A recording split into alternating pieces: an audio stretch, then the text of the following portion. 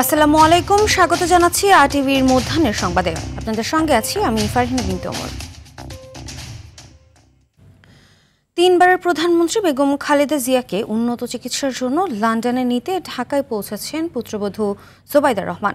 সকাল 10:30টার দিকে তিনি হযরত শাহজালাল বিমানবন্দরে পৌঁছান। এদিকে বিএনপির চেয়ারপারসন বেগম খালেদা জিয়াকে লন্ডনে নিয়ে যাওয়ার জন্য কাতার এয়ার অ্যাম্বুলেন্স কারিগরি সমস্যার কারণে নষ্ট হয় রবিবার 7 নভেম্বর নেওয়া হবে বলে জানিয়েছেন দলের মহাসচিব মির্জা ফখরুল ইসলাম আলমগীর। আরও জানাচ্ছেন এআর বাদল। বিএনপি চেয়ারপারসন বেগম খালেদা জিয়াকে উন্নত চিকিৎসার জন্য লন্ডনে নিতে দলের ভারপ্রাপ্ত চেয়ারম্যান তারেক রহমানের সহধর্মিণী ডাক্তার জুবাইদা রহমান ঢাকায় পৌঁছেছেন।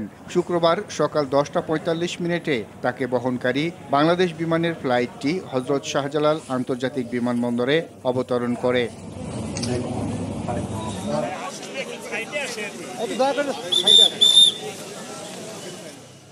অন্যদিকে বিএনপি মহাসচিব মির্জা ফখরুল ইসলাম আলমগীর জানিয়েছেন, রবিবার লন্ডনে নেওয়া হবে সাবেক প্রধানমন্ত্রী বেগম খালেদা জিয়াকে।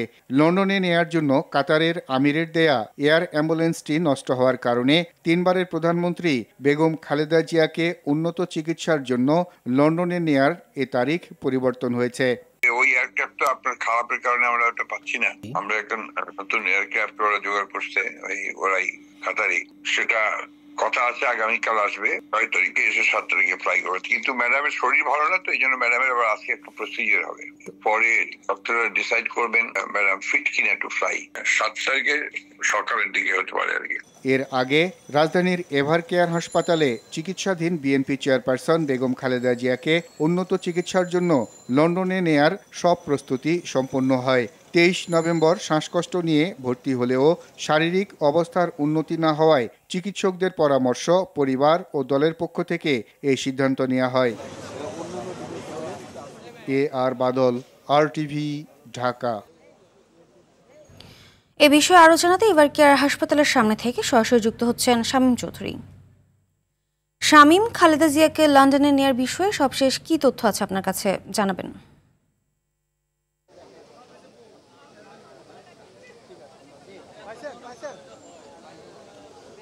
ফারহিনা, কিছুক্ষণ আগেই কিন্তু এভার কেয়ার হাসপাতালে প্রবেশ করেছেন বিএনপি ভারপ্রাপ্ত চেয়ারম্যানের স্ত্রী এবং সাবেক তিনবারের প্রধানমন্ত্রী এবং বিএনপি চেয়ারপারসন বেগম খালেদা জিয়ার পুত্রবধূ ডাক্তার জোবাইদা রহমান। তিনি ঠিক 10:49 এভার কেয়ারে হাসপাতালে প্রবেশ করেন এবং তিনি নীল রঙের একটি গাড়িতে এভার কেয়ার হাসপাতালে প্রবেশ করেন। তিনি সরাসরি একদম বিমানবন্দর থেকে এভার কেয়ার হাসপাতালে এসে প্রবেশ করেন, অর্থাৎ কোথাও কোনো যাত্রা বিরতি দেন। আপনি বেগম খালেদা জিয়াকে লন্ডনে নেওয়ার সর্বশেষ জানতে চেয়েছেন, সেই বিষয়টি যদি আপনাকে একটু জানিয়ে রাখতে চাই। আজকে দুপুরে কিন্তু বিএনপি মহাসচিব মির্জা ফখরুল ইসলাম আলমগীর গণমাধ্যমকে বলেছেন যে কাতার থেকে রাজ পরিবারের বহনকারী যে এয়ার অ্যাম্বুলেন্সটি বাংলাদেশে পাঠানোর কথা, সেই এয়ার অ্যাম্বুলেন্সটির যান্ত্রিক কিছু ত্রুটি রয়েছে, যেই ত্রুটি এখন পর্যন্ত সারা সম্ভব হয়নি।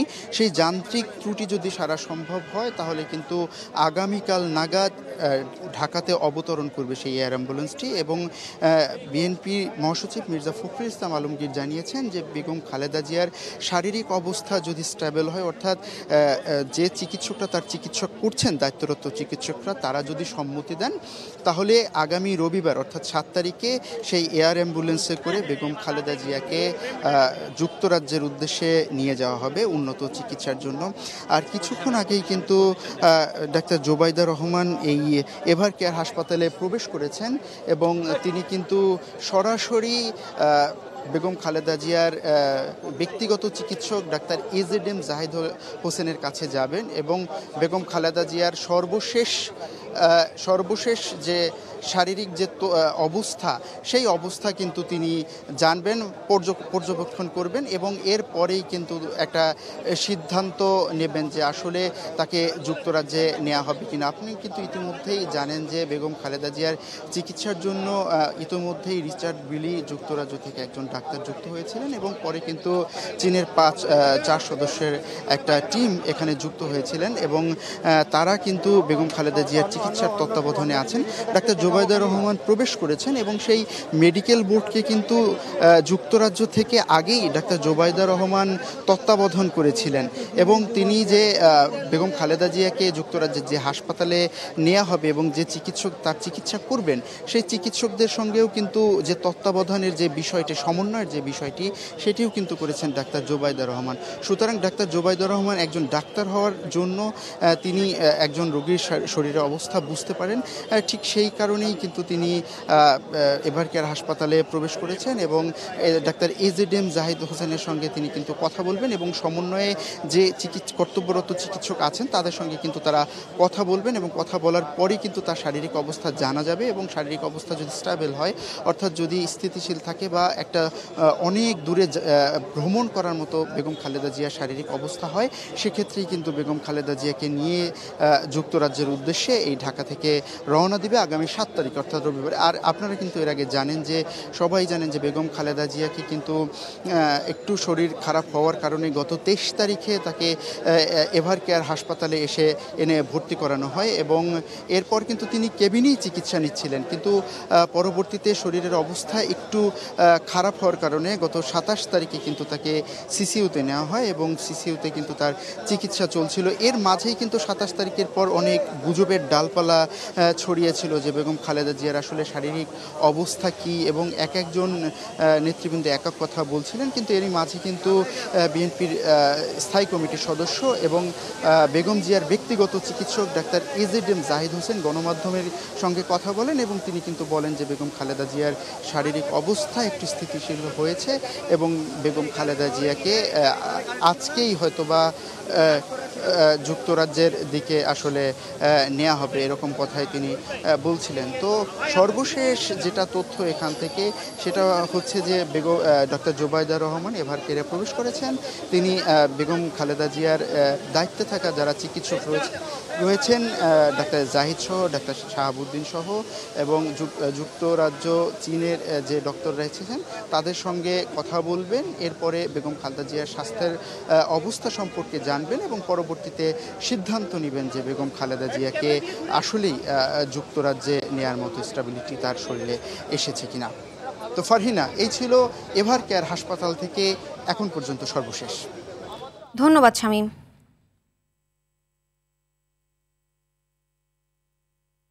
সাবেক প্রধানমন্ত্রী বেগম খালেদা জিয়ার আরোগ্য কামনায় বিশেষ প্রার্থনার আয়োজন করেছে মহানগর সার্বজনীন পূজা কমিটি।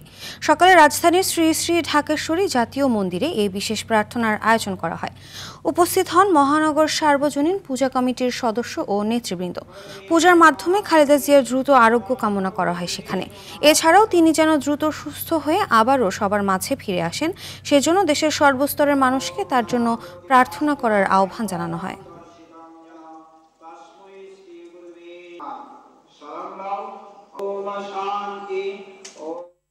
এবার অন্যান্য প্রসঙ্গ। তেলের বাজারে চলছে নৈরাজ্য। সরকারের কথার তোয়াক্কা না করেই বাজারে কৃত্রিম সংকট তৈরি করে বেশি দামে বিক্রি হচ্ছে সয়াবিন তেল। বাণিজ্য উপদেষ্টার হুঁশিয়ারির পরও তোয়াক্কা করছে না ব্যবসায়ীরা। এদিকে শীতকালীন সবজির সরবরাহ বাড়লেও প্রতি কেজি সবজি বিক্রি হচ্ছে 50 টাকা দরে। টমেটো বিক্রি হচ্ছে 120 থেকে 140 টাকায়। কাঁচামরিচ, করলা ও বরবটি 100 থেকে 120 টাকা, ঢেঁড়স 60 থেকে 80 টাকা, পটল 50 থেকে 70 টাকায় বিক্রি হচ্ছে। অস্থিতিশীল রয়েছে পেঁয়াজের দাম।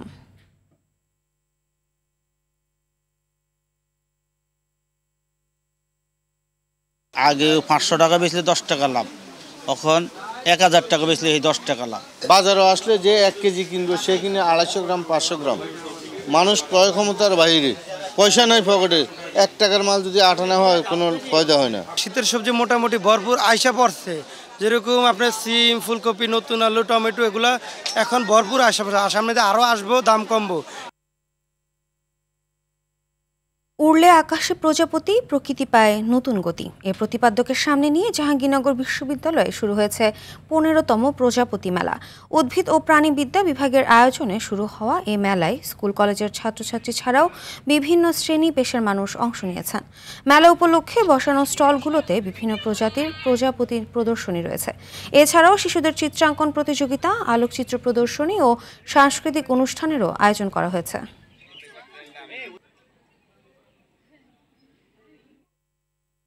দেশের ৩ জেলায় ৩ জন নিহত হয়েছে। ঝিনাইদহের কালীগঞ্জে এক নসিমন চালককে কুপিয়ে ও শ্বাসরোধ করে হত্যা করেছে দুর্বৃত্তরা। সকালে কালীগঞ্জ উপজেলার মোবারকগঞ্জ সুগার মিলের ফার্মের মাঠের রাস্তার পাশ থেকে তার লাশ উদ্ধার করে পুলিশ। এদিকে মৌলভীবাজারের কুলাউড়া উপজেলার কর্মধা ইউনিয়নের সীমান্ত এলাকায় বিএসএফ এর গুলিতে শুকরাম উরাং নামে এক যুবক নিহত হয়েছে। এছাড়া চট্টগ্রাম নগরীর খুলশী এলাকায় একটি বাসা থেকে চট্টগ্রাম বিশ্ববিদ্যালয়ের এক শিক্ষার্থীর ঝুলন্ত মরদেহ উদ্ধার করেছে পুলিশ। নিহত শিক্ষার্থীর নাম ওমর ফারুক সুমন। তিনি আরবি বিভাগের 2021-22 শিক্ষাবর্ষের শিক্ষার্থী।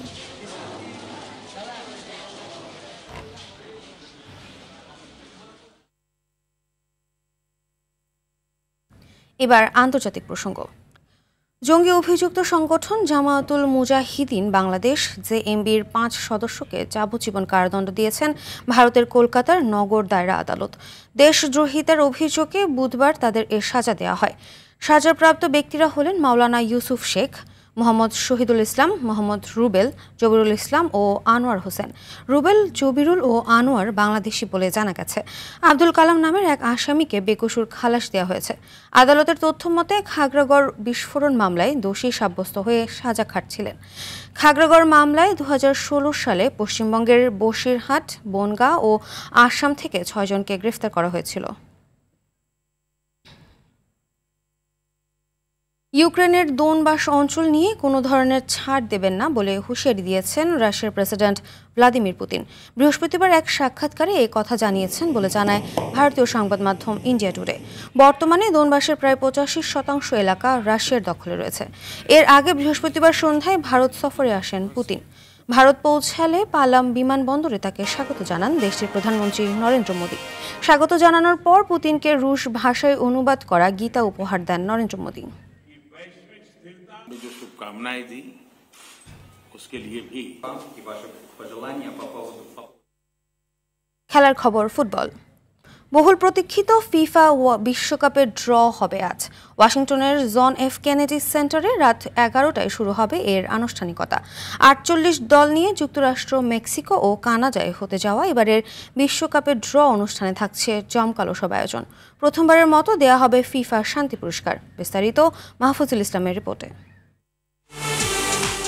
বিগেস্ট শো অন দি আর্থের আরও একটি আসর শুরুর 6 মাস বাকি। তার আগে হচ্ছে ড্র, যেখানে জানা যাবে 48 দলের কে কার প্রতিপক্ষ। এর মধ্যে প্রস্তুত যুক্তরাষ্ট্রের John F Kennedy Center. 11 June থেকে শুরু হতে যাওয়া বিশ্বকাপে এখন পর্যন্ত 42টি দেশ টিকিট নিশ্চিত করেছে। বাকি দলগুলোর ভাগ্য জানা যাবে শিগগিরই। অবশ্য ইতিমধ্যেই জানা গেছে কোন দল থাকছে কোন পটে। 4টি পটে থাকছে 48 দল, প্রতিটি পটে থাকছে 12টি করে দেশ। 1 নম্বর পটে থাকছে 3 আয়োজক দেশ কানাডা, মেক্সিকো, যুক্তরাষ্ট্র। র্যাঙ্কিং অনুযায়ী এরপর থাকছে বাকি 9 দল: Spain, Argentina, France, England, Brazil, Portugal, Netherlands, Belgium ও জার্মানি। 2 নম্বর পটে থাকছে Croatia, Morocco, Colombia, Uruguay, Switzerland, Japan, Senegal, Iran, দক্ষিণ কোরিয়া, ইকুয়েডর, অস্ট্রিয়া ও অস্ট্রেলিয়া। 3 নম্বর পটে থাকছে নরওয়ে, পানামা, মিশর, Algeria, Scotland, Paraguay, Tunisia, Ivory Coast, নবাগত উজবেকিস্তান, কাতার, সৌদি আরব ও দক্ষিণ আফ্রিকা। 4র্থ পটে থাকছে নবাগত জর্ডান, কেপ ভার্দে, ঘানা, নবাগত কুরাসাও, Haiti, New Zealand O play of থেকে আসা 6টি দল। আগেই নির্ধারিত স্বাগতিক মেক্সিকো এ, কানাডা বি ও যুক্তরাষ্ট্র ডি গ্রুপে খেলবে। এরপর বাকি ড্রগুলো এ থেকে এল পর্যন্ত মোট 12টি গ্রুপের জন্য নাম তোলা হবে 4টি পট থেকে। ইউরোপের ক্ষেত্রে একই গ্রুপে 2টি দল খেলার সুযোগ থাকলেও অন্যান্য কনফেডারেশনের বেলায় একই মহাদেশের 2 দল একই গ্রুপে থাকতে পারবে না। পুরো ড্র অনুষ্ঠানে থাকছে জমকালো সব আয়োজন আর বিশ্বের নামি দামি সব তারকাদের উপস্থিতি। এবারই প্রথমবারের মতো দেয়া হচ্ছে ফিফা শান্তি পুরস্কার। আর এই জমকালো আয়োজন উপভোগ করা যাবে ফিফা ওয়েবসাইট ও অফিসিয়াল ইউটিউব চ্যানেলে। মাহফুজুল ইসলাম, RTV। মধ্যাহ্নের সংবাদ এ পর্যন্তই। দুপুরের সংবাদ 1:45টায় দেখার আমন্ত্রণ রইল। ধন্যবাদ সবাইকে।